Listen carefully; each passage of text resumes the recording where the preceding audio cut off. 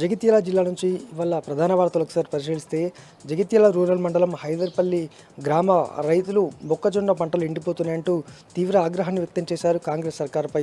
ప్రభుత్వానికి అధికారులకు ఎన్నిసార్లు విన్నవించి నీరు విడుదల చేయడానికి కోరినా కూడా నీరు విడుదల చేయకపోవడంతో దాదాపు 90% పంటలు ఇప్పటికే ఎండిపోయి ఎకరాల కొద్ది పంటలు ఎండిపోగా లక్షల కొలది నష్టపోయామంటూ ఆగ్రహాన్ని వ్యక్తం చేశారు. రానున్న 2-3 రోజుల్లో నీరు విడుదల చేయని పక్షంలో తమ పంట పూర్తిగా ఆశలు వదులుకోవాల్సిందేనంటూ రైతన్నలు ఈ సందర్భంగా వారికి మద్దతుగా మాజీ జెడ్పీ చైర్పర్సన్ దావ వసంత రైతులతో కలిసి పంట పొలాలను పరిశీలించారు.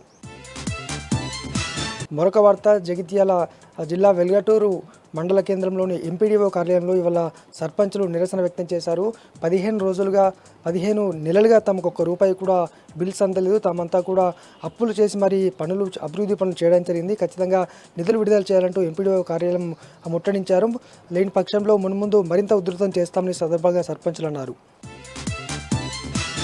జగిత్యాల పట్టణ నడిబొడ్డున 3 అంతస్తుల భవనం 10 ఏళ్ల కింద నిర్మిస్తే తాజాగా ఈ మార్చి 1వ తేదీన అనుమతి ఇవ్వడము వివాదాస్పదంగా మారింది. అయితే దీన్ని గమనించిన పలువురు యువకులు స్థానికులు కలెక్టర్కు ఫిర్యాదు చేయగా ప్రస్తుతం విచారణ కొనసాగుతుంది. మున్సిపల్ కమిషనర్ మాత్రం ఖచ్చితంగా సీరియస్ యాక్షన్ తీసుకుంటామని ఈ సందర్భంగా అన్నారు. అయితే ఆ 3 అంతస్తుల భవనానికి సంబంధించి ప్రభుత్వ టీచర్ది కాగా పర్మిషన్ ఇచ్చింది మాత్రం పూర్తిగా ఈ మున్సిపల్ అధికారులే. మరి ఎటువంటి చర్యలు తీసుకుంటారో చూడాలి.